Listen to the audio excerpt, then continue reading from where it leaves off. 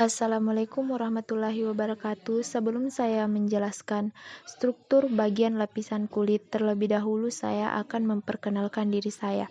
Perkenalkan, nama saya Nur Aini dari Prodi Pendidikan Profesi Bidan. Nah, langsung saja. Struktur bagian lapisan kulit itu terdiri dari 3 lapis. Nah, lapisan yang pertama itu adalah kulit ari atau epidermis. Epidermis adalah lapisan luar kulit yang tipis dan avaskuler, terdiri dari epitel berlapis gepeng bertanduk, mengandung sel melanosit, Langerhans, dan Merkel. Tebal epidermis berbeda-beda pada berbagai tempat di tubuh, paling tebal pada telapak tangan dan kaki. Ketebalan epidermis hanya sekitar 5% dari seluruh ketebalan kulit. Epidermis terdiri atas 5 lapisan, dari lapisan yang paling atas sampai yang terdalam. Lapisan yang pertama itu ada stratum corneum, terdiri dari keratinosit yang bisa mengelupas dan berganti. Yang kedua yaitu stratum lucidum berupa garis translucent, biasanya terdapat pada kulit tebal, telapak kaki, dan telapak tangan, tidak tampak pada kulit tipis. Yang ketiga yaitu stratum granulosum, ditandai oleh 3-5 lapis sel poligonal gepeng yang intinya di tengah dan sitoplasma berisi oleh granula basofilik kasar yang dinamakan granula keratohyalin yang mengandung protein kaya akan histidin. Yang keempat itu ada stratum spinosum, terdapat berkas-berkas filamen yang dinamakan tonofibril. Dianggap filamen-filamen tersebut memegang peranan penting untuk mempertahankan kohesi sel dan melindungi terhadap efek abrasi. Epidermis pada tempat yang terus mengalami gesekan dan tekanan mempunyai stratum spinosum dengan lebih banyak tonofibril. Stratum basale dan stratum spinosum disebut sebagai lapisan Malpighi. Nah, lapisan yang kelima itu ada stratum basal. Terdapat aktivitas mitosis yang hebat dan bertanggung jawab dalam pembaharuan sel epidermis secara konstan. Epidermis diperbaharui setiap 28 hari untuk migrasi ke permukaan. Hal ini tergantung letak, usia, dan faktor lainnya. Kulit ari atau epidermis adalah suatu bagian terluar dari kulit yang sangat tipis.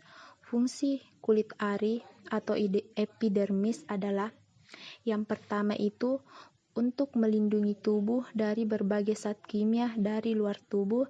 Yang kedua, melindungi tubuh dari sinar UV. Yang ketiga, melindungi tubuh dari bakteri. Kulit ari terdiri atas 2 lapis. Lapisan-lapisan kulit ari adalah sebagai berikut. Yang pertama yaitu lapisan tanduk atau stratum corneum. Lapisan tanduk adalah suatu lapisan kulit ari yang paling luar serta merupakan lapisan mati sehingga mudah untuk mengelupas, tidak mempunyai inti serta juga mengandung zat keratin. Ciri-ciri lapisan tanduk yang pertama yaitu lapisan paling luar serta juga tersusun dari sel yang telah mati. Yang kedua, mudah untuk terkelupas, tidak mempunyai pembuluh darah serta juga saraf, dan lapisan terkelupas. Nah, lapisan yang kedua yaitu lapisan Malpighi. Lapisan Malpighi adalah suatu kulit ari yang berada pada bawah lapisan kulit tanduk. Lapisan Malpighi ini tersusun dari sel-sel hidup yang selalu membelah dirinya, terdapat pada pembuluh kapiler. Fungsi dari lapisan pembuluh kapiler ialah untuk penyampaian nutrisi.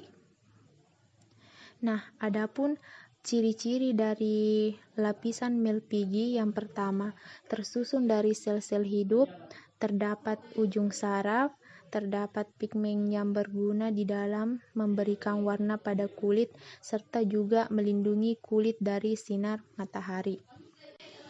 Selanjutnya, kita lanjut ke struktur lapisan kulit yang kedua, yaitu ada kulit jangat atau dermis.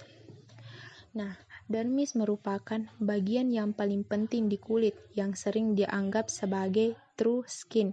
Terdiri atas jaringan ikat yang menyokong epidermis dan menghubungkannya dengan jaringan subkutis. Tebalnya bervariasi, yang paling tebal pada telapak kaki. Dermis terdiri dari dua lapisan. Lapisan yang pertama itu ada lapisan papiler, tipis, mengandung jaringan ikat jarang, dan yang kedua yaitu lapisan retikuler, tebal, terdiri dari jaringan ikat padat. Pada lapisan dalam dermis tersebut juga terdapat berbagai macam lapisan-lapisan. Lapisan-lapisan pada dermis antara lain sebagai berikut. Yang pertama itu ada pembuluh kapiler. Pembuluh kapiler berfungsi untuk menghantarkan nutrisi atau zat-zat makanan di akar rambut serta sel kulit. Yang kedua, kelenjar keringat.